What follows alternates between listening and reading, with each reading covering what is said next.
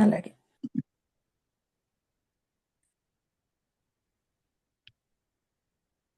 అరుణాం కరుణాతరంగితాక్షీం ధృతపాశాంకుశపుష్పబాణచాపాం అణిమాదివివావృతామయూఖైః అహమిత్యేవ విభావయే భవాని.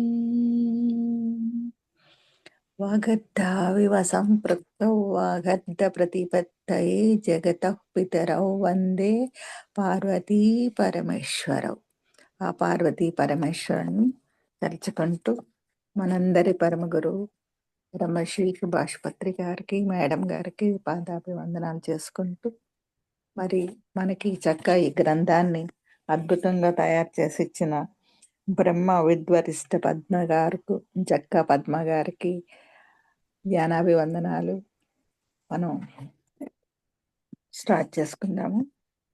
79వ శ్లోకం అండి. 79 తాపత్రయాగ్ని సంతప్త సమాహ్లాదన చంద్రిక తరుణి తాపసారాఢ్య తనుమధ్య తమోపహ. తాపత్రయాగ్ని, తాప అంటే తాపాలు, దుఃఖాలు. నామానికి అర్థాలు. త్రయ అంటే ఆధ్యాత్మిక, ఆది భౌతిక, ఆది దైవికము. అగ్ని అంటే అగ్ని. సంతప్త బాగా దుఃఖించేవాడు. సమ ప్రాణం. ఆహ్లాదం కలిగించే. చంద్రిక చల్లని వెన్నెల వంటిది. తరుణి సరైన సమయం. తాపసారాఢ్య తప్పించుతూ ఆరాధించేది. తను మధ్య శరీరం యొక్క కేంద్ర బిందువులో ఉండేది. తమోపహ అజ్ఞానం అనే చీకటిని తొలగించేది. ఇప్పుడు శ్లోకానికి అర్థం.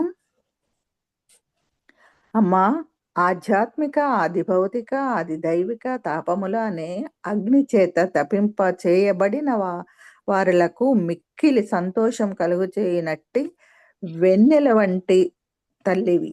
నిత్య యవ్వనివైన నీవు తాపసులచే ఆరాధింపబడు తల్లివి. తాపసులు అంటే తపస్సు అంటే మెడిటేటర్స్.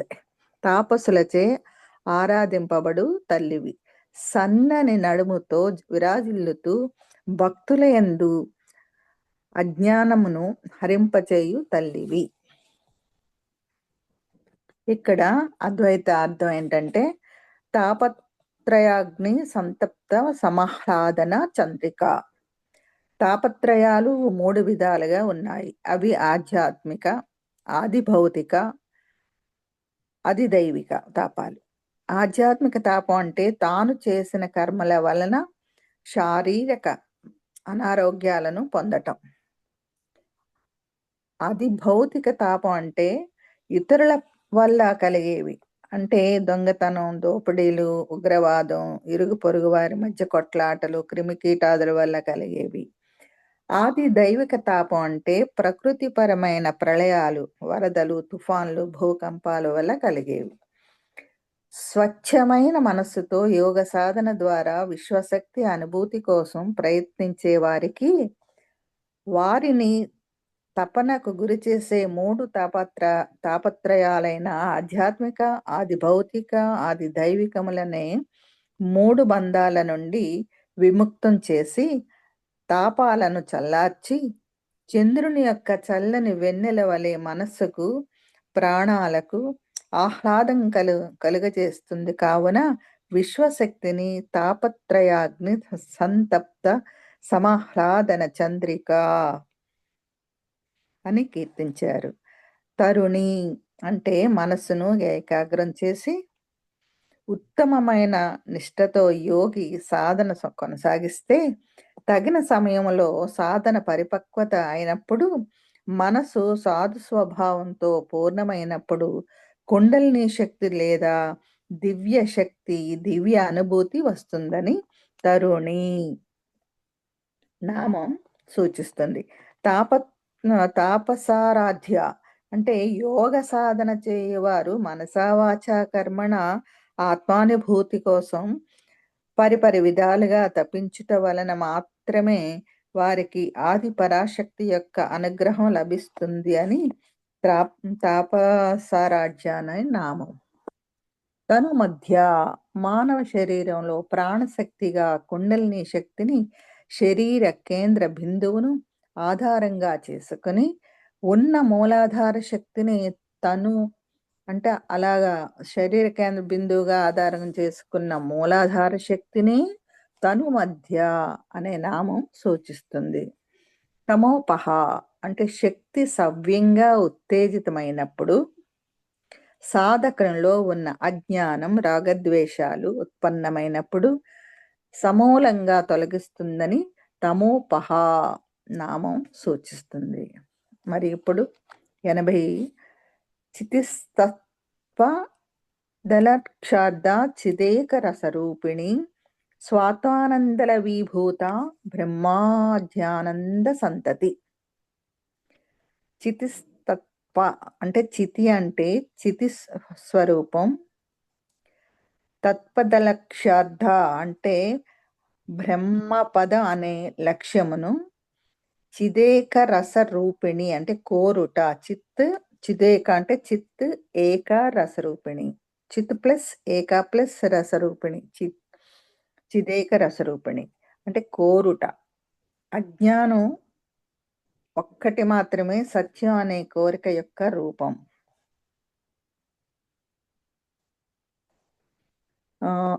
స్వాత్మానంద తనలోని ఆత్మను దర్శించుట. లవీభూత ద్వారా అంటే దర్శించుట ద్వారా కలిగే ఆనందం. స్వాత్మానంద లవీభూత అంటే తనలోని ఆత్మను దర్శించుట ద్వారా కలిగే ఆనందం పొందినప్పుడు అనమాట. బ్రహ్మానంద సంతతి చీమ మొదలుకొని బ్రహ్మదేవుని వరకు గల సకల జీవులు దేవతలు పొందే ఆనంద సమూహం. ఇప్పుడు శ్లోకానికి అర్థం. అమ్మా, నీవు బ్రహ్మాండం యొక్క స్వతంత్ర శక్తిగా సత్య పదమునందు యోగులకు మార్గదర్శివి. జ్ఞాన చైతన్యమును రసమును రూపంగా ధరించిన పరమానందమూర్తివి. బ్రహ్మాది దేవతలు మరియు యోగులు మీ విశేష విభూతిని అణు మాత్రమే అనుభూతి చెందగలరు. అద్వైత అర్థం ఏంటంటే చితిస్తత్పద దళక్షార్ద చిదేక రస రూపిణి. చితి అనగా చిత్తం. మానవులందరిలోనూ చిత్ స్వరూపంగా మనస్సు బ్రాకెట్లో ఉంది. చిత్ అంటే మనసు అన్నమాట. చిత్ స్వరూపంగా చైతన్యమే పనిచేస్తూ ఉంది. కాబట్టి ఈ విశ్వ చైతన్యమే సగుణం బ్రహ్మం. మనలో ఉన్న జీవ చైతన్యం ఆ పరమేశ్వరుడితో ఏకమవ్వడమే జీవైక్య స్వరూపం. ఆ బ్రహ్మతత్వం అంటే మనలో ఉన్న దైవం. ఆ బ్రహ్మతత్వంతో ఏకమవ్వటమే జీవ బ్రహ్మైక రాజయోగం అంటారు. సాధకుడు తనలోని అంతర్చైతన్యాన్ని లేక చిత్తాన్ని బ్రహ్మస్వరూపమని గ్రహించుకొని మనస్సును ధ్యానించమని శోధించమని చిత్ అనే నామం సూచిస్తుంది. తత్ అనే పదానికి అర్థం బ్రహ్మం. ఆ బ్రహ్మాన్ని అనుభవంలోనికి తెచ్చుకోవాలి అనే లక్ష్యాన్ని లేక పరమార్థాన్ని కలిగి ఉండాలని తత్పల లక్ష్యార్థ అనే నామానికి అర్థం. ఉన్నది ఒకటే బ్రహ్మం, అది మినహా ఇంకేమీ లేదని భావాన్ని సుస్థిరపరచుకొని దాని యొక్క అనుభూతిని పొందాలనే ఇష్టం కలిగిన మనసును చిదేక రస రూపిణి అనే నామం సూచిస్తుంది అన్నమాట. స్వాత్మానందల విభూత బ్రహ్మాధ్యానంద సంతతి. దీనికి ఏంటంటే ఈ సృష్టిలో అన్నిటికన్నా గొప్ప వస్తువు ఏది అని ప్రశ్నించుకుంటే అన్నిటికంటే గొప్పది ఆనందం అని తేలింది. మన అసలైన స్వరూపం ఆనందమే. నేను శరీరం కాదు, ఆత్మను అను అనుభవపూర్వకంగా తెలుసుకున్నప్పుడు ఆత్మానందం వస్తుంది. నాలో ఉన్న ఆత్మే లేక చైతన్యమే అందరిలోనూ అంతటా నిండి ఉంది అని తెలుసుకున్నప్పుడు పొందే అనుభూతే బ్రహ్మానందం. మరి ఆత్మానందం అని స్వాత్మానందల విభూత బ్రహ్మాధ్యానంద సంతతి ఆ నామం సూచిస్తుందన్నమాట. ఇక్కడ ఇప్పుడు మనం 10వ అధ్యాయం దగ్గరికి వచ్చాము. తత్వస్వరూపిణి అంటే ఇక్కడ ఒక్కొక్క అధ్యాయానికి ఒక్కొక్క నా పేరండి. అందుకని ఇక్కడ ఇచ్చారు. ఒక్కొక్క పేరుతో కొన్ని శ్లోకాలు ఈ ఇప్పుడు ఏంటంటే స్వరూపిణిగాను మనకి అంటే జీవన తత్వాన్ని పరిణామ క్రమంలో బోధించుతుంది కాబట్టి ఆ తల్లి ఆ తత్వరూపం. 81వ శ్లోకం. పరా పశ్యచ్చేతి రూప పశ్యంతి పరదేవత మధ్యమా వైఖరి రూప భక్తమానస హంసిక. పరా నామానికి అర్థం పరా నిర్భావంగా ఉన్న భావశక్తి. నిర్భావంగా ఉన్న భావశక్తి. ప్రత్యక్షితీ రూప ప్రత్యక్షంగా శరీరంలో ఉన్న జ్ఞాన స్వరూపం. పశ్యంతి ప్రాపంచికమైన భావుక శక్తి, భావాశక్తి, భావనాశక్తి అనమాట. పరదేవత నిర్భావ స్వరూపమైన దైవం. మధ్యమ శబ్దరూపక భావశక్తి. వైఖరి రూప ఉద్దేశమును తెలిపే శబ్దరూపిక శక్తి. భక్తమానస హంసిక శ్వాస రూపంలో భక్తి మనస్సుల్లో ఉండేది. ఇక్కడ శ్లోకానికి అర్థం. అమ్మ సృష్టికి ప్రారంభ దశలో ఉన్న శక్తి ఆ ఆదిశక్తే పరావాక్కుగా ఉంది. అవ్యక్త వాక్కు అయిన పశ్యంతి పరదేవత స్వరూపిణివి. వాక్కులకు మధ్య ఉండు స్థితికి సంబంధించిన వాక్శక్తి. వివిధ భక్తుల మానస సరోవరమునందు హంసిక వలె శోభిల్లు తల్లివి. ఇప్పుడు అద్వైతం ఏంటంటే పరా ప్రత్యక్షితీ రూప మానవ శరీరంలోని ప్రాణశక్తిని ప్రాణమయ కోశం అన్నారు. ప్రాణశక్తి అనేక కోట్ల పరమాణువులతో ప్రాణమయ కోశంలో నిండి మూలాధార చక్రాన్ని కేంద్రంగా చేసుకుని శరీరం అంతటా ప్రభవిస్తూ విస్తృతమవుతూ శక్తి తరంగాలను విడుదల చేస్తుంది. ఈ తరంగాల రాశిని ప్రాణకాంతి లేక జీవకాంతి అని అంటారన్నమాట. ఈ ప్రాణకాంతి వలన శరీరంలో జీవరసాయన చర్యలు, దశేంద్రియాలు అంటే భావక శక్తులు అన్నమాట. దశేంద్రియాలు ఆలోచనలు పనిచేస్తున్నాయి. ఈ భావక శక్తి మొదట్లో నిర్భావంగా ఉంటుంది. విద్యుత్తును బల్బులకు తగిలించినప్పుడు అది వెలుగులోను, ఫ్యానుకు తగిలించినప్పుడు అది గాలిలోను, టీవీకి తగిలించినప్పుడు బొమ్మగాను, ఏసీకి తగిలించినప్పుడు చల్లగాను, హీటర్కు తగిలించినప్పుడు వెచ్చగాను ప్రకటితమవుతుంది. కానీ విద్యుత్తు సహజ గుణం మాత్రం శక్తే. అదేవిధంగా శరీరంలోని ప్రాణశక్తి ప్రాపంచిక మనసులో ఉంటే పరాగా, ఆధ్యాత్మికంగా ఉంటే అపరాగా ప్రకటించబడుతుంది. ప్రత్యక్షితీ రూప అనే నామానికి అలాగా చెప్పారు. పశ్యంతి పరదేవత ప్రత్యక్షితీ రూపమైన మనస్సు మణిపూరక చక్రం ద్వారా రజోగుణం పొంది ప్రాపంచక విషయాల మీదకు వెళ్తుంది. కానీ వెంటనే దేనికి ఆకర్షింపబడదు.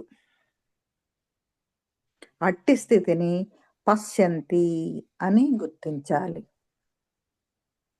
మధ్యమ వైఖరి రూప మూలాధారంలో పుట్టిన వాక్కు అంటే పర మణిపూరక చక్రం చేరి నాదం వర్ణరూపమై పశ్యంతిగా వికసిస్తుంది.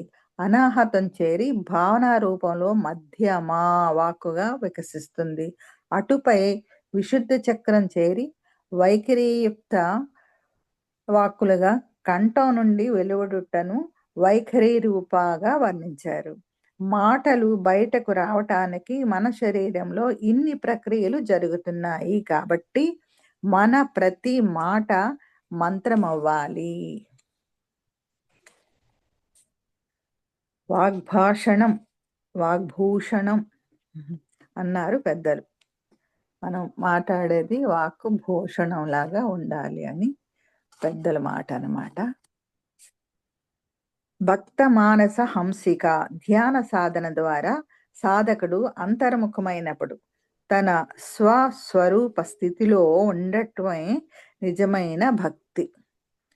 అలాంటి స్థితిలో మన ప్రమేయం లేకుండానే శ్వాస అంటే హంస నిలవటాన్నే భక్త మానస హంసిక అని కీర్తించారు. ఈ స్థితిలో సాధకుడు మానస సరోవరములందు హంసలా విహరిస్తున్నట్లుగా సదా నిశ్చలంగా ఉంటాడు. ఇప్పుడు 82 కామేశ్వర ప్రాణనాడి కృతజ్ఞ కామపూజిత శృంగార రస సంపూర్ణ జయా జాలంధర స్థిత. కామేశ్వర విశ్వ నిర్మాణాన్ని సంకల్పించిన ఈశ్వరుడు. ప్రాణనాడి సుషుమ్నా నాడి, కృతజ్ఞురాలు, కామపూజిత కోరికలతో పూజించేది, శృంగార రస సంపూర్ణ శుక్రము చేత సంపూర్ణమైనది, జయా మనస్సును జయించుట, జాలంధర స్థిత గడ్డమును ఛాతీకి నొక్కిపెట్టి కూర్చునే స్థితి. ఇప్పుడు శ్లోకానికి అర్థము. అమ్మా, నీవు కామేశ్వరుని ప్రాణనాడివి. ప్రతి ఒక్కరి కర్మలను గమనిస్తూ వారి కర్మలను బట్టి కృతజ్ఞ చూపిస్తూ ఉంటావు. మన్మధునిచే పూజింపబడు నీవు శృంగార రస రూపిణివి. జయమే స్వరూపముగా కలిగి జాలంధర పీఠం అధిరోహించావు అని ఈ శ్లోకానికి అర్థం. ఇప్పుడు అద్వైతం. కామేశ్వర ప్రాణనాడి అంటే సుషుమ్నా నాడినే ప్రాణనాడి అంటారు. విశ్వరచనకు కారణమైన ఈశ్వరి శక్తిని ధ్యానించినప్పుడు కుండలిని శక్తి జాగృతమై ప్రాణనాడి అంటే సుషుమ్ని శక్తితో పరిపూర్ణం అవుతుంది. అంతేగాక పరిపూర్ణ జ్ఞానం, ఆత్మజ్ఞానం సిద్ధిస్తుంది. ప్రాణనాడిని కుండలిని శక్తితో జాగృతం చేయడాన్నే కామేశ్వర ప్రాణనాడి అనే నామం సూచిస్తుంది. కృతజ్ఞ, కృతములు అంటే చేసిన పనులు లేక కర్మలు. జ్ఞ అంటే జ్ఞానం. జన్మ జన్మలుగా ఉన్న కర్మ ఫలాల జ్ఞానమే కృతజ్ఞ అంటారు. ఇలా తెలుసుకునే ఆత్మే జగద్రూపిణిగా, ఆత్మరూపిణిగా ఉంటుంది. భూమాత ఒక్క విత్తనం స్వీకరించి అనేక రెట్లు పంటని ఇస్తుంది. అలాగే శ్రీమాత పరమ ప్రేమతో సమర్పించిన దాన్ని స్వీకరించి అనేక రెట్లు ఫలం ఇస్తుంది. భూమాత కనబడుతుంది అంటే వ్యక్తం అవుతుంది. శ్రీమాత కనబడదు, అవ్యక్తంగా ఉంటుంది. మనం ఎప్పుడూ కృతజ్ఞతా భావంతో జీవించాలి. ఉదయం లేచిన వెంటనే మన శరీరానికి జన్మ ఇచ్చిన తల్లిదండ్రులకి, పంచభూతాలకి, విశ్వానికి, విశ్వం అందించే సమస్త సంపదలకు కృతజ్ఞతలు తెలుపుకుంటూ ప్రతి క్షణం కృతజ్ఞతా భావంతో జీవిస్తూ అది మన సహజ స్వభావంగా మార్చుకోవాలి. కామపూజిత సాధకుడు తాను అనుభవించాల్సిన కర్మల ఫలితం మేరకు అనుభవిస్తూ ధ్యాన శక్తి ద్వారా తన తత్వాన్ని భగవతత్వంలోకి మారుతూ సహనంతో ఉపాసించడమే కామపూజిత. శృంగార రస సంపూర్ణ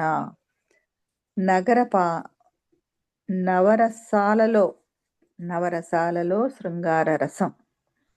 శృంగార రస సంపూర్ణ అంటే నవరసాలలో శృంగార రసం అత్యున్నతమైనది. మానవ శరీరమే ఒక సజీవ శ్రీ యంత్రం. శృంగ అంటే 2 అని, అర అంటే దళం అని, రస అంటే 6 అని అర్థం. అంటే 12 దళాలతో కూడిన అనాహత చక్రమే శృంగార రసమైందని హయగ్రీవుల వారి వర్ణన. యోగ సాధన ద్వారా సుషుమ్నా నాడి మూలాధారంలో ఉన్న కుండలిని అంటే పార్వతి శక్తి జాగృతం చేసి షట్చక్రముల ద్వారా ఊర్ధ్వ ప్రయాణం చేసి సహస్రారంలో ఉన్న చైతన్యం అంటే శివునితో సంగమించినప్పుడు వచ్చే ఆనందాన్ని శృంగార రసం అని వర్ణించారు. ఆ పరమేశ్వరి జగన్మాత సదా అలాంటి ఆనంద స్థితిలో రమిస్తుంది. అలాగే జయ మరి అలాంటి స్థితిని పొందిన సాధకులను జయ అని అంటారన్నమాట. జాలంధర స్థిత తలను ముందుకు వంచి గడ్డమును ఛాతీకి నొక్కిపెట్టి శ్వాసను బంధించాలి. ఆ బంధనలో శక్తి వృధా కాక ఊర్ధ్వముఖం పడుతుంది. ఆ స్థితిని జాలంధర స్థితి అంటారన్నమాట. ఇప్పుడు 83 ఓడ్యాల పీఠ నిలయ బిందు మండల వాసిని రహోయాగ క్రమారాజ్య రహస్తత్పర తత్పణ తర్పిత. ఓడ్యాణ పీఠ నిలయ నాభిలో నిలయమైనది. బిందు మండల వాసిని బిందు మండలంలో వికసించేది. రహోయాగ క్రమారాజ్య రహస్యంగా ఇంద్రియాలను నిరోధించి క్రమంగా సాధన చెయ్యుట. రహస్తర్పణ తర్పిత రహస్యములైన శక్తులను తర్పణ చేయుట ద్వారా తృప్తిని పొందేది. ఇక్కడ నా శ్లోకానికి అర్థం, అమ్మ ఓడ్యాల పీఠంపై నివసించు బిందు మండల వాసినివి, మానసిక పూజా విధానమేచే తర్పణములచే తృప్తి పొందుతావు తల్లి అని. అద్వైతార్థం, ఓడ్యాల పీఠ నిలయ అంటే బొడ్డును కేంద్రంగా చేసుకొని నడుము చుట్టూ ఉన్న ప్రదేశాన్ని ఓడ్యానపీఠం అంటారు. ధ్యాన సాధన ద్వారా మూలాధారంలో ఉన్న కుండలిని శక్తి మణిపూరక చక్రంలో నిలయమైనప్పుడు ఓడ్యాళ పీఠ నిలయ అంటారన్నమాట. బిందు మండల వాసిని మణిపూరక చక్రంలోని కేంద్ర బిందువును ధ్యానించుట ద్వారా మణిపూరక మండలం అంతా శక్తిచే పరిపూర్ణమైందని బిందు మండల వాసిని అంటారు. మణిపూరక చక్రం ద్వారా మనలోని పంచవాయువులు ప్రాణ ఉదాన సమాన వ్యాన అపాన వాయువులు పనిచేస్తాయి. ఇవి పంచ అని చెప్తారు. పంచవాయువులు ప్రాణ ఉదాన సమాన వ్యాన అపాన వాయువులు.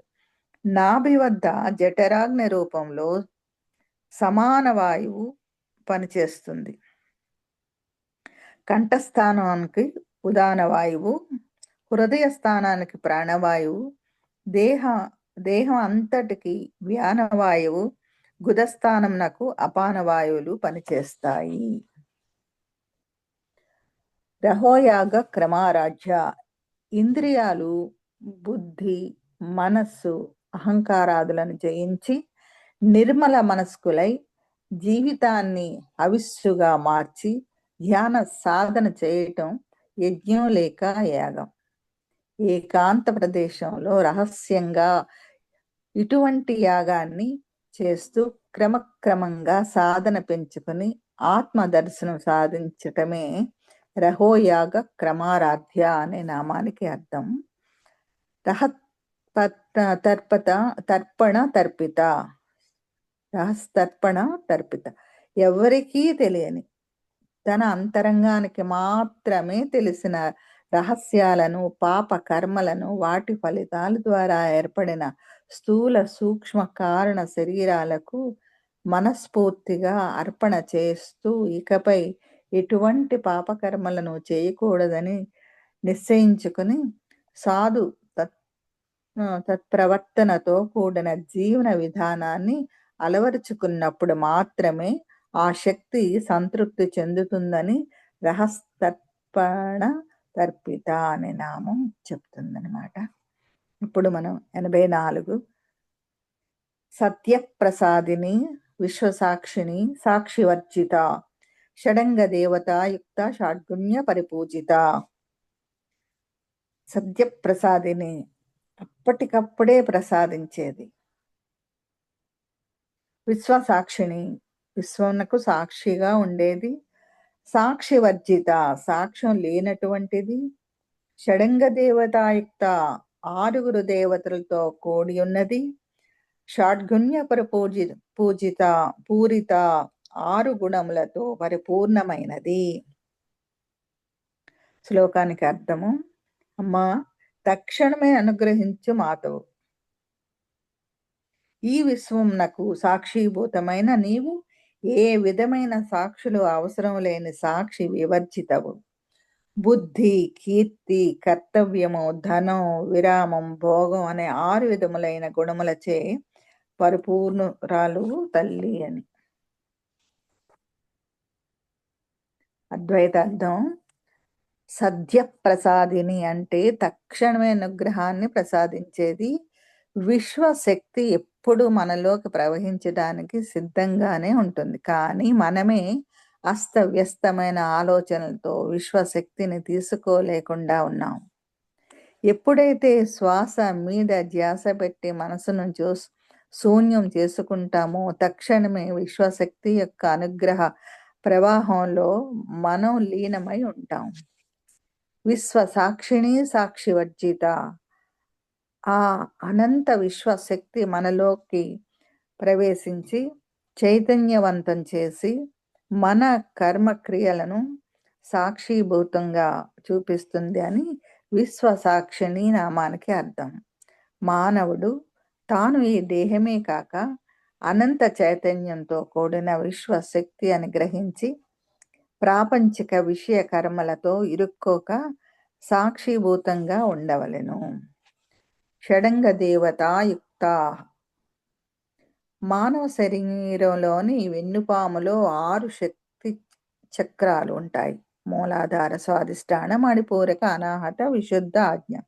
ఈ 6 శక్తి చక్రాలను అధిష్టాన దేవతలు ఉన్నారు. యోగ సాధన ద్వారా ఆయా అధిష్టాన దేవతల అనుగ్రహం పొంది చివరగా సహస్రార చక్రమునకు చేరిన కుండలిని శక్తిని షడంగ దేవతాయుక్త అన్నారన్నమాట. షాడ్గుణ్య పరిపూరిత సకల జీవరాశుల పట్ల కరుణ కలిగి ఉండడం 1. రెండవది దానగుణం.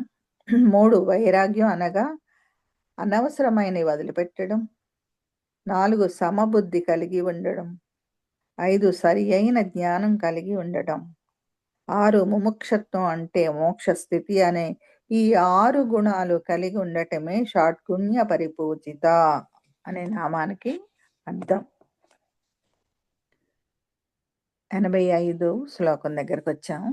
నిత్యక్లిన్నా నిరుపమా నిర్వాణ సుఖదాయిని నిత్య షోడశిఖారూపా శ్రీకంఠార్థ శరీరిణి. నిత్యక్లిన్నా అనుక్షణం దయారసంతో తడిసి ఉండేది. నిరుపమా సాటి లేనిది. మరి యొక్క ఉపమానంచే చెప్పుటకు వీలు లేనిది. నిర్వాణ సుఖదాయిని నిర్వాణ సుఖాన్ని ఇచ్చేది.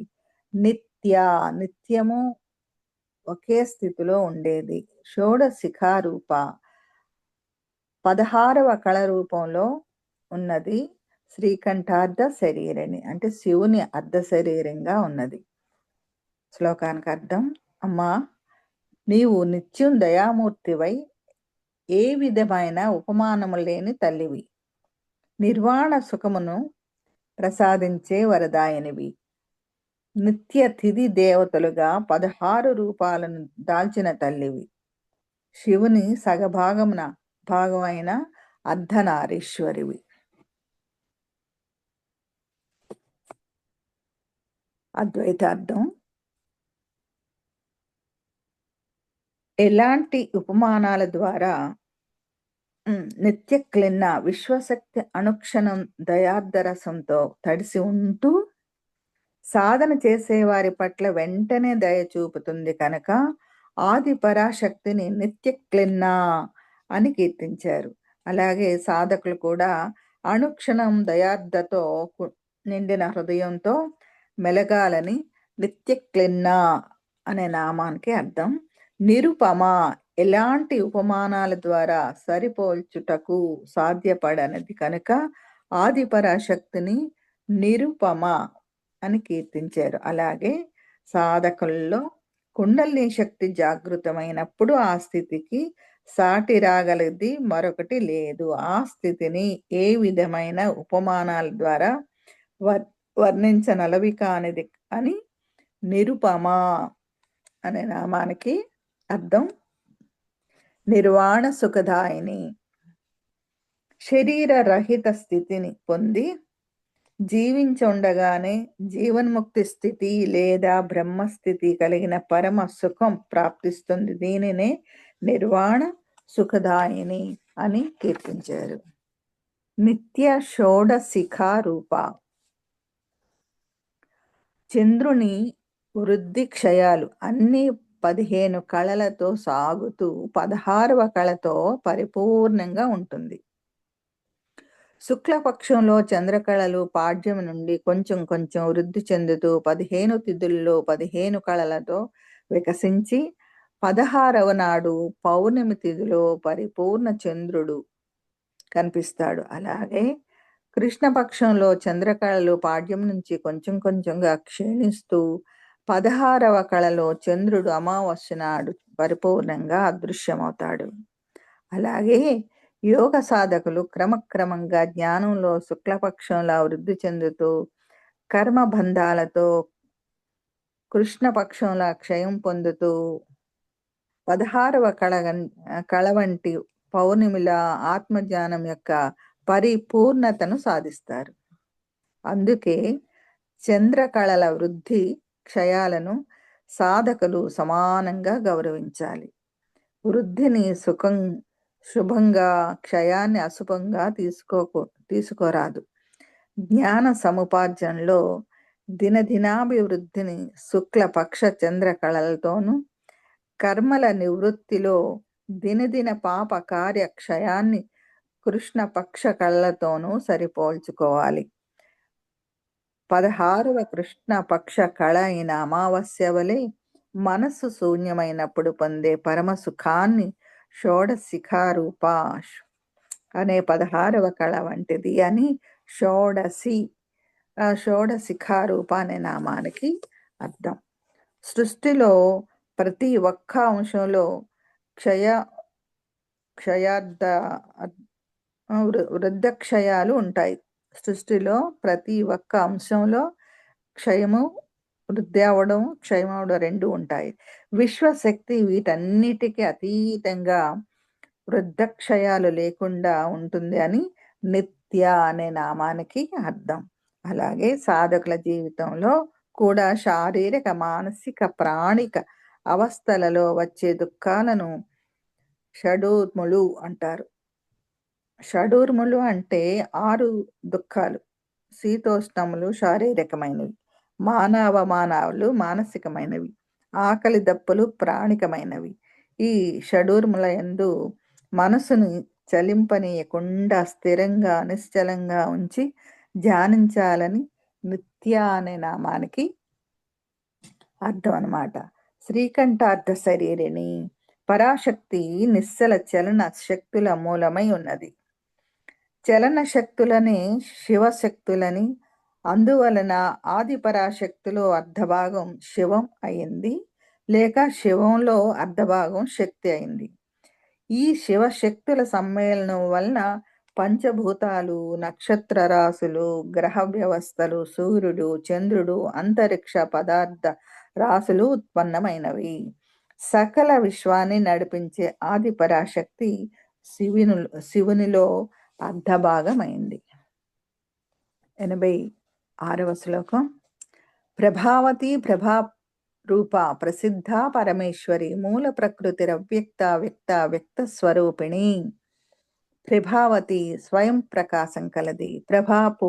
ప్రభా రూప స్వయం ప్రకాశ రూపం. ప్రసిద్ధ సహజ సిద్ధమైనది.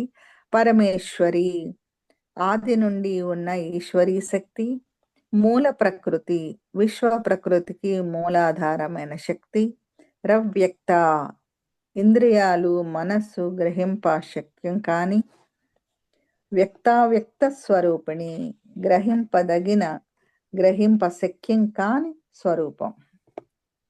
శ్లోకానికి అర్థం: అమ్మా, ప్రకాశవంతమైన రూపంతో తేజరిల్లుతున్నావు. విశ్వ ప్రసిద్ధమైన పరమేశ్వరివి, మూల స్వరూపిణివైన నీవు ఈ బ్రహ్మాండం యొక్క వ్యక్త అవ్యక్త రూపానివి తల్లి అని. కనిపించేది, కనబడకుండా ఉండేది కూడా ఆవిడే. వ్యక్త అవ్యక్త స్వరూపిణి. అద్వైతార్థం: ప్రభావతి, ప్రభాపూర, స్వయం ప్రకాశం యొక్క స్వరూపమే ఆదిపరాశక్తి. ఆదిపరాశక్తి యొక్క అంశమైన కుండలిని శక్తిని సాధకుడు యోగ సాధన ద్వారా జాగృతం చేసినప్పుడు ఆ శక్తి సాధకుని స్వయం ప్రకాశకునిగా, ఆత్మ జ్ఞాన ప్రకాశకునిగా మార్చుతుంది. ఇక్కడ శక్తి వేరు అంటే, శక్తి అంటే ప్రకాశం, జ్ఞానం వేరు అనే శంక కలగకుండా ఆ శక్తియే జ్ఞాన స్వరూపం అని, శక్తి జ్ఞానం వేరు వేరు కాదని ప్రభావతి, ప్రభాపూర అని హయగ్రీవులు వర్ణించారు. ప్రసిద్ధ పరమేశ్వరి, ఇది ఆది అంతం లేనటువంటి శక్తి, ఎవరి చేత సృష్టింపబడలేదు, అది స్వయం సిద్ధంగా ఉన్నటువంటిది అని ప్రసిద్ధ నామానికి అర్థం. సర్వోత్కృష్టమైన స్వామిని పరమేశ్వరిగా కీర్తించబడింది. మూల ప్రకృతి రవ్యక్త, విశ్వ ప్రకృతికి కారణమైన సగుణాకారం, ఈ సగుణ నిర్గుణాకారం రెండును మనస్సు ఇంద్రియాలచే గ్రహింపబడేది కాదు. అందువలన ఈ రెండు ప్రకృతులను మూల ప్రకృతి రవ్యక్త అని కీర్తించారు. వ్యక్త వ్యక్త స్వరూపిణి, అవ్యక్తమైనటువంటి మూల ప్రకృతి విశ్వ ప్రకృతుల కారణంగానే కనపడే బ్రహ్మంగా ఆవిర్భవించింది. కార్యరూపంలో కనబడే జగత్తుకి కారణ రూపంలో కనబడని అవ్యక్త ప్రకృతిగా ఉండే స్వరూపమే వ్యక్త వ్యక్త స్వరూపిణి అని కీర్తించారన్నమాట. 87. వ్యాపిని వివిధాకార విద్యా స్వరూపిణి, మహాకామేశ నయన కుముదహ్లాద కౌమిది. వ్యాపిని అంటే అంతటా వ్యాపించి ఉన్నది. వివిధాకార, నానా విధములైన ఆకారములను కలిగి ఉన్నది. విద్యా స్వరూపిణి, బ్రహ్మ విద్య, లౌకిక శాస్త్ర విద్యల స్వరూపమైనది. మహాకామేశ నయన, మహాకామేశుని కన్నుల దృష్టి. కుముదహ్లాద కౌముది, మహాకామేశనయన కుముదహ్లాద కౌముది అంతటికి అర్థం మహాకామేశుని కన్నుల దృష్టి కలువలకు ఆహ్లాదం కలిగించే పండు వెన్నెల వంటిది అని. శ్లోకానికి అర్థం: అమ్మా, నీవు సమస్త బ్రహ్మాండంలో వివిధ రూపాలలో వ్యాపించి ఉన్న విద్య అవిద్య స్వరూపిణివి. అప్పుడే వికసించిన కలువలు చంద్రునికి ఆహ్లాదాన్ని కలిగించినట్లుగా నీవు మహాకామేశ్వరుడికి ఆనంద వికాసాలను కలిగించు వెన్నెల వెల్లెవ తల్లి అని అర్థం అన్నమాట. అద్వైతార్థం ఏంటంటే, వ్యాపిని వివిధాకార, విశ్వశక్తి, ఆత్మశక్తి, ప్రాణశక్తి, దైవశక్తి పేర్లు ఏవైనా ఉన్నది ఒకటే శక్తి. ఆ శక్తి వివిధ ఆకారాలు దాల్చింది. ఖనిజాలు, వృక్షాలు, క్రిమి కీటకాదులు, పక్షులు, జంతువులు, మానవులు సృష్టించిన అనేక వస్తువుల్లో ఉన్నది ఒకే శక్తి. ఇందు గలడందు లేడని సందేహము వలదు, ఎందెందు వెతికి చూసినా అందందే కలడు అన్నాడు కదా ప్రహ్లాదుడు. అందుకే ఆ సకల చరాచర శక్తిని వ్యాపిని వివిధాకార అని కీర్తించారన్నమాట. విద్యా స్వరూపిణి, జ్ఞాన రూపంగాను అజ్ఞాన రూపంగాను ఉండేది ఆ సర్వేశ్వరియే. మహాకామేశనైన కుముదహ్లాద కౌముది జగత్తును సృజించిన సంకల్ప శక్తిగల సగుణ బ్రహ్మమును మహాకామేశ్వరు మహాకామేశ్వరుడని కీర్తించారు. జనన మరణ చక్రంతో కూడిన ఈ జగత్తు నుండి విడివడి మోక్షపదం సాధించాలనుకునే ముముక్షువులు కామేశ మహాకామేశుని దృష్టి అంటే దృష్టిలో పడి అనుగ్రహం పొందాలని అనుకుంటారు. అందుకే మహాకామేశనైన అని కీర్తించారన్నమాట. ఆ విధంగా మహాకామేశుని అనుగ్రహ సిద్ధి పొందిన ముముక్షువులు నిండు పున్నమి వెన్నెల సోకిన కలువ పూలు వికసించినట్లుగా పరిపూర్ణ జ్ఞానులుగా ప్రకాశిస్తూ మోక్షాన్ని పొందుతారు. సాధకుల్లో జాగృతమైన కుండలిని శక్తి ఈ పరిణామంను కలిగిస్తుందని మహాకామేశనైన కుముదహ్లాద కౌముది అని కీర్తించారు.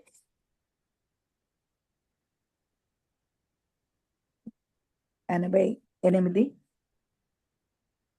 భక్తహార్ద తమోభేద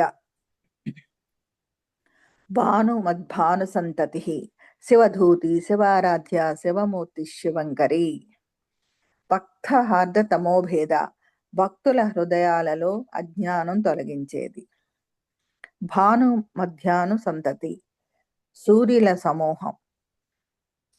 శివధూతి శివుని చేర్చేది. శివారాధ్య శివుడు ఆరాధించేది. శివమూర్తి శివుని రూపంలో ఉండేది. శివంకరి శివపదమును కలిగించేది.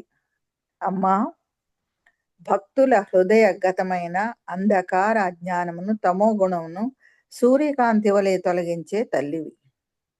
మహాశివుడును సదా శివదూతగా పంపగల శివదూతవి. శివునిచే ఆరాధింపబడే శివస్వరూపిణివి. సకల సౌఖ్యాలను ప్రసాదించు శివంకరివి. అద్వైతం ఏంటంటే భక్తహార్ద తమోభేద సాధకులు సకల చరాచర పదార్థాల రాసుల యందు దైవాన్ని దర్శిస్తూ వాటి పట్ల గౌరవంతో వెలగుట భక్తి. ఇటువంటి భక్తి ఏర్పడిన సాధకుల మనస్సులో ఇంకా మిగిలి ఉన్న అజ్ఞానంధకారాన్ని కుండలిని శక్తి తొలగిస్తుంది అని భక్తహార్ద తమోభేద అనే నామానికి అర్థం. భాను సంతతి అంటే ఈ విధంగా అజ్ఞానాన్ని తొలగించుకున్న సాధకుల్లో కుండలిని శక్తి అంటే బ్రాకెట్లో ఆదిపరాశక్తి, ఆ శక్తి ఆదిపరాశక్తి సూర్య తేజస్సు వలె ప్రకాశిస్తుంది. సూర్యకాంతి ఎలా అయితే చిన్న చిన్న నీటి పాత్రల్లో సూర్యబింబంలా ప్రకాశిస్తుందో అలానే విశ్వకాంతి సాధకుల్లో జ్ఞానకాంతిగా ప్రకాశిస్తుందని భాను సంతతి అనే నామానికి అర్థం. శివధూతి శివారాధ్య శివమూర్తి శివంకరి. జాగృతమైన కుండలిని శక్తి సాధకునకు శివతత్వమును ఎరికపరిచి వారిని శివస్వరూపులుగా మార్చుతుంది.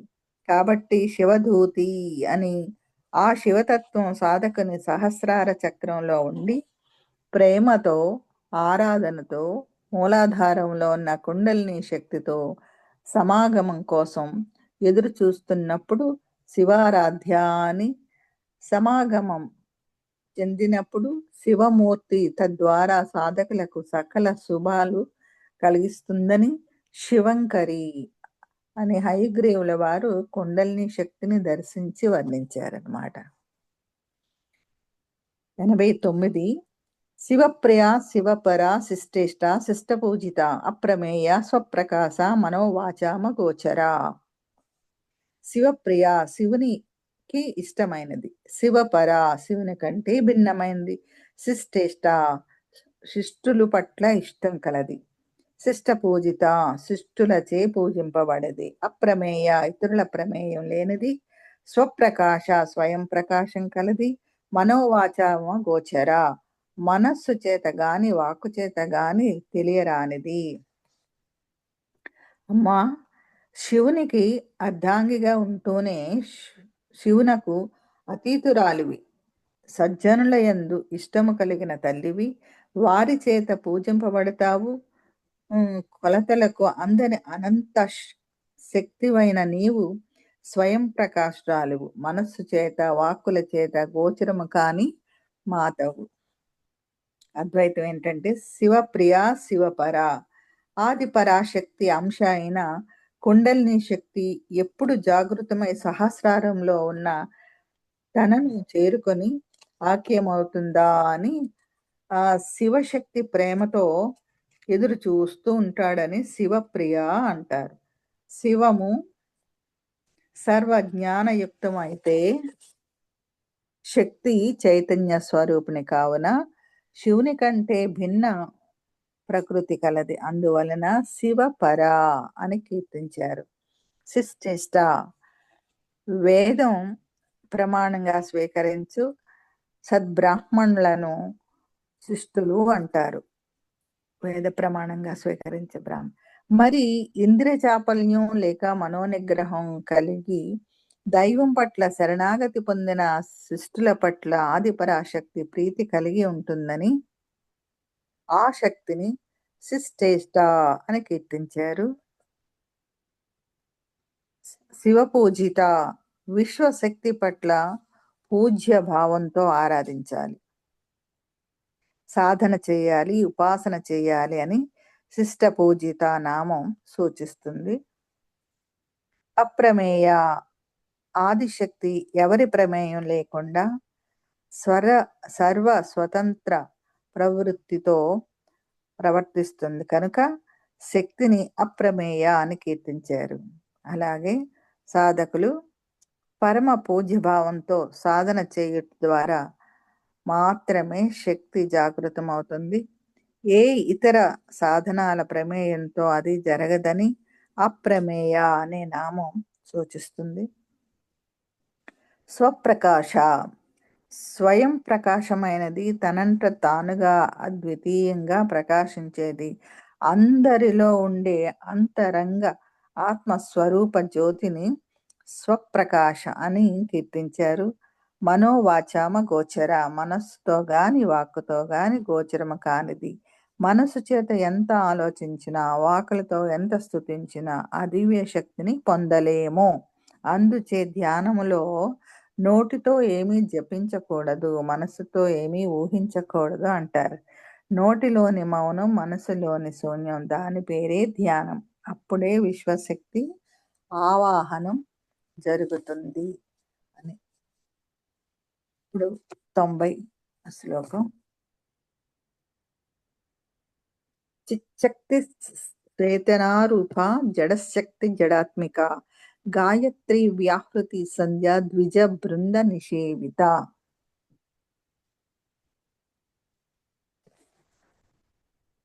ఇక్కడ చిచ్చక్తి జ్ఞాన రూప శక్తి, చేతనారూప చైతన్య రూప శక్తి, జడ శక్తి జడరూప శక్తి, జడాత్మిక జడస్వరూపం కలది, గాయత్రి గాయత్రి మంత్రం, వ్యాహృతి గాయత్రిని ఉచ్చరించటం, సంధ్య సంధ్యాకాల స్వరూపిణి, ద్విజ బృంద నిషేవిత ద్విజుల చేత సేవింపబడేది. శ్లోకానికి అర్థము. అమ్మా, నీవు శక్తి చైతన్య స్వరూపిణిగా విరాజిల్లుతున్నావు. జడ పదార్థంలో శక్తివి నీవే, వాటి యందు గల ఆత్మశక్తి స్వరూపిణివి నీవే. వేద జనని అయిన గాయత్రీ మాతవు, గాయత్రీ మంత్రానివి నీవే. మంత్రములలో గల సారానివి నీవే. బ్రాహ్మణులచే సంధ్య వేళలో ఉపాసించబడే వేదమాతవు నీవే తల్లి అని అర్థము. అద్వైతం ఏంటంటే చిచ్చక్తి అంటే పరమాణువు నుండి పరమాత్మ వరకు అంతటా ఆ విశ్వశక్తి నిండి ఉంది. ఆ శక్తి ప్రాణశక్తిగా జీవుడు చిత్తానికి అనుసంధానమైన దాన్ని చిచ్చక్తి అంటారన్నమాట. చేతనారూప ఈ చిచ్చక్తి క్షేత్రంలో ప్రవేశించి తన చలన శక్తితో కర్మలను చేయిస్తూ ఉత్తేజపరుస్తుందని చేతనారూప నామానికి అర్థం. జడశక్తి జడాత్మిక. విశ్వమంతా హరిమయం శక్తిమయం. జడములోనూ ఆ విశ్వశక్తి ఉందని గ్రహించి ఆ సమిష్టి జడాత్మను గుర్తించడమే ఈ నామానికి అర్థం. గాయత్రి వ్యాహృతి. 24 అక్షరాలతో కూడిన వేద మంత్రం ఈ గాయత్రి మంత్రోచ్చారణ. జడంగా ఉన్న కుండలిని శక్తితో చలనం కలిగి మనిషిని ఉత్తేజపరుస్తుంది. ఈ గాయత్రి సాధన సఫలీకృతం అవ్వాలంటే శుద్ధ శబ్దోచ్చారణ, నియమ నిష్టలు, సత్ప్రవర్తనలు కలిగి ఉండటమే గాయత్రి వ్యాహృతి అర్థం అన్నమాట. శబ్ద ఉచ్చారణ పరస్పర సంభాషణ రూపమైనది. ఇది సమస్త ప్రపంచ కార్యాలకు మూలం వ్యాహృతి. సంధ్య అంటే మధ్య ఉండేది అని అర్థం. ఉచ్ఛ్వాసకు నిశ్వాసకు మధ్య ఉండే విరామ సమయం. అలాగే ఆలోచనకు మధ్య ఉండే విరామ సమయాన్ని సంధ్య లేక శూన్యస్థితి అంటారు. ఈ శూన్యస్థితి గమనింపుతో మనలోని ఎరుకను పెంచుకోవాలి. దీనినే నారీ నారీ నడుమ మురారి అని. ఆ మురారియే శూన్యం అన్నమాట. ఈ నారీ నారీ ఏమో అటు ఇటు ఈ సంధ్య వేళలని, ఉచ్ఛ్వాస నిశ్వాసాలని. ద్విజ బృంద నిషేవిత. పుట్టుకతో ప్రతి వ్యక్తి శూద్రుడే. బ్రహ్మజ్ఞానం చేత బ్రాహ్మణుడవుతాడు. బ్రహ్మజ్ఞానం చేత ఆత్మజ్ఞానం పట్ల ఆసక్తి కలిగి ఎప్పుడైతే సాధన చేస్తూ బ్రహ్మజ్ఞానాన్ని పొందుతామో అప్పుడే బ్రాహ్మణులమవుతాం. అదే ద్విజత్వాన్ని పొందడం అంటే. అలాంటి ద్విజుల వల్ల ఆదిశక్తి సేవింపబడుతుందని ద్విజ బృంద నిషేవితగా కీర్తించారు. మరి 91 తత్వాసన తత్వమయి పంచకోశాంతరస్థిత. నిస్సీమ మహిమా నిత్య యవ్వన మదశాలిని. తత్వాసన బ్రహ్మ మూలమైనది. తత్వమయి, తత్ త్వం ఐ, తత్ ప్లస్ త్వం ప్లస్ ఐ, తత్వమయి. అది నీవు ఒకటే అయి ఉన్నావు. అది కామ నీవు ఒకటే అయి ఉన్నావు. అది తత్వమసి. తత్వం. పంచకోశాంతర స్థిత. 5 కోశముల లోపల నిస్సీమ మహిమ, హద్దులు లేని మహిమలు కలది. నిత్య యవ్వన స్థితిలో ఉన్నది. మదశాలిని, పరవశంతో విరాజిల్లేది. అమ్మా, సకల తత్వముల సారానివైన నీవు తత్వములతో కూడిన యోగపీఠంపై ఆసీనురాలివై ఉన్నావు. జీవుల్లో గల పంచకోశాలలో స్థిరమై ఉన్నావు. ఎటువంటి హద్దులు లేని మహిమ కలిగిన నిత్య యవ్వనివి. ఎప్పుడు ఆనంద తత్వమయంతో వెలుగొందుచున్న మదశాలినివి తల్లి. ఇక్కడ అద్వైతము. తత్వాసన 24 తత్వాలైన యోగ పీఠములపై 25 తత్వములైన ఆదిశక్తి ఆసీనురాలై ఉన్నది. ఆదిశక్తి అంశములతో కలిపి జీవుడు కూడా ఆ 25 తత్వాలతో మానవుడయ్యాడు. ఈ మానవ శరీరమే స్థూల సూక్ష్మ కారణ శరీరాలుగా ఉంది. స్థూల శరీరం పంచభూతాత్మకమైనది. ఆకాశం 6%, వాయువు 6%, అగ్ని 4%, జలం 72%, పృథివీ 12 పంచతత్వాలతో కూడుకొని ఉన్నది. స్థూలమైన భౌతిక శరీరంలో చలనం కలిగించేది పంచకర్మేంద్రియాలు. వాక్కు నోరు, ప్రాణి చేయి, పాద కాళ్ళు, వాయువు మూత్రేంద్రియ, ఉపస్థ మల విసర్జించే ఇంద్రియం, పంచ జ్ఞానేంద్రియాలు అంటే స్తోత్రము, త్వక్కు, చక్షువు, జిహ్వ, ఘ్రాణము, పంచ తన్మాత్రలు అంటే పంచభూతాల యొక్క సూక్ష్మ రూపాలైన శబ్ద, స్పర్శ, రూప, రస, గంధాలు.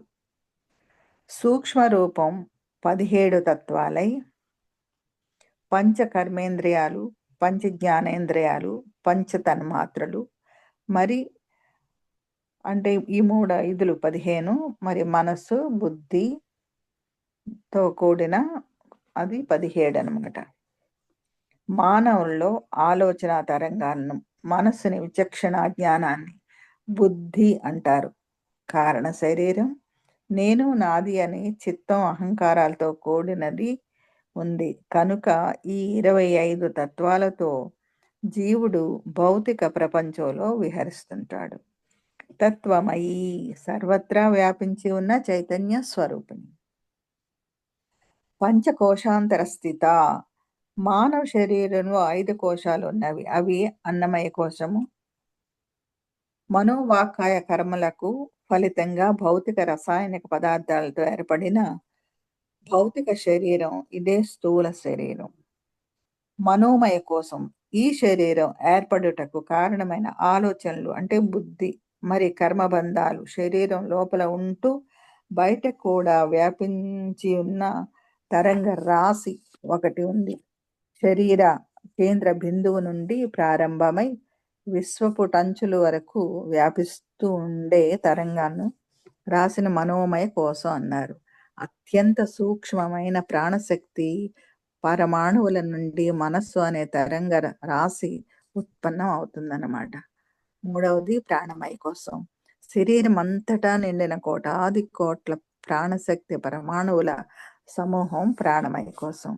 విజ్ఞానమయ కోశం అంటే నాలుగవది విజ్ఞానమయ కోశం. సృష్టి పరిణామ క్రమం ప్రారంభమైన క్షణం నుండి ఇప్పటి వరకు జరిగిన పరిణామం, ఇప్పటి నుండి సృష్టి తిరిగి పరిపూర్ణమై ప్రాణశక్తి పరమాత్మలో లీనమయ్యే వరకు జరుగుతున్న పరిణామాన్ని ప్రాణశక్తి పరమాణువులతో అంతర్ముఖమై ఉన్న సమాచారాన్ని విజ్ఞానం అన్నారు.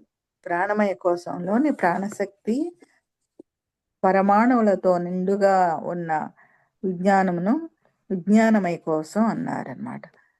ఐదవది ఆనందమయ కోశం. విజ్ఞానంతో ఉన్న ప్రాణశక్తి పరమాణు కేంద్రాలన్నీ పరమ నిశ్చల స్థితిలో దివ్య వ్యోమంగా ఉన్నాయి. ఈ పరమ నిశ్చల స్థితే పరమానందం. ప్రాణమయ కోశం లోపల అంతటా నిండి ఉన్న విజ్ఞానమయ కోశం యొక్క కేంద్రాలను, పరమ నిశ్చల సమూహాలను ఆనందమయ కోశం అన్నారన్నమాట. కోశాలన్నీ ఒకదాంతో ఒకటి ఇమిడి ఉన్నాయి. అన్నమయ కోశం లోపల దానికి కారణమైన మనోమయ కోశం, మనోమయ కోశం లోపల దానికి కారణమైన ప్రాణమయ కోశం, ప్రాణమయ కోశాల లోపల దానికి కారణమైన విజ్ఞానమయ కోశం, విజ్ఞానమయ కోశానికి లోపల దానికి కారణమైన ఆనందమయ కోశం ఉన్నాయన్నమాట. ఈ 5 కోశాల లోపల వాటికి కారణాలుగా ఉన్నది కనుక శ్రీలలితను పంచకోశాంత స్థిత అని కీర్తించారు. నిస్సీమ మహిమ విశ్వశక్తి యొక్క మహిమను విశ్వమంతటా వ్యాపించి ఉన్నాయి. అట్టి మహిమలకు హద్దులు లేవు. అందువలన విశ్వశక్తిని నిస్సీమ మహిమ అని కీర్తించారు. అలాగే సాధకుల్లోని కుండలిని శక్తి జాగృతమై పరిపూర్ణత సిద్ధించి విశ్వ కుండలిని శక్తితో అనుసంధానం పొందినప్పుడు సాధకుడి మహిమలు కూడా హద్దులు దాటి విశ్వవ్యాప్తం అవుతుంది. ఉదాహరణకి పుష్పవంతుడు అనే గంధర్వరాజు అమ్మ మహిమల గురించి ఇలా చెప్పారంట. ఈ సమస్త భూమిని కాగితముగాను, సముద్ర సిరాబుడ్డిగాను, కాటుక కొండను సిరాగాను, కల్పవృక్షం కొమ్మను కవంగా చేసుకొని సరస్వతీదేవి ఎల్లకాలం రాసిన అమ్మవారి యొక్క మహిమలకు అంతం ఉండదని సుప్రసిద్ధమైన దేవీ భాగవతంలో చెప్పారు. అమ్మవారి భక్తులందరూ తమ తమ అనుభవాలను వ్రాసిన మరొక దేవీ భాగవతం సృష్టి జరుగును. నిత్య యవ్వన కుండల్ని జాగరణ పూర్తి స్థాయిలో జరిగిన సాధకుడికి మనస్సు మరి శరీరం నిత్య యవ్వన స్థితికి చేరుకుంటాయి అని నిత్య యవ్వన అనే నామానికి అర్థం. మదశాలిని జీవితంలో ఎదురుపడే ఎటువంటి పరిస్థితినైనా ఎదుర్కోవాలంటే పరమ సాత్వికతతో పాటుగా ఎదురు తిరిగి నిలబడే సాత్విక అహంకారం కూడా అవసరమైంది. అవసరం ఉంది. చాలామంది తనను సాత్వికులుగా చెప్పుకుంటారు. అయితే ఇటువంటి పరిస్థితుల్లోనైనా ఎదుర్కొని జయించగలిగే తత్వంతో కూడిన సాత్వికులనే సాత్వికులు అనుకోవాలి. ఏమీ చేయలేక భయపడి పారిపోయిన వారిని సాత్వికులు అనరాదు. దేన్నైనా ఎదుర్కొనేవారు ఆత్మవిశ్వాసము, ఆత్మాభిమానంతో పాటు నిశ్చల మనస్సు కలిగి ఉండాలి. దీనినే మదము అన్నారు. ఇతరులపై అహంకరించే వారిని మనం సామాన్యంగా మదించిన వారు అంటాం. అది రజోమదం. కానీ జీవించటానికి కఠిన వాస్తవాలను వహించి ఎదుర్కొని ఆత్మ సాక్షాత్కారాన్ని పొందటానికి సాత్విక మదం చాలా అవసరం. యో యోగ సాధకులకు ఇటువంటి మదమును కలిగిస్తుంది కనుక కుండలిని శక్తిని మదశాలిని అని కీర్తించారు.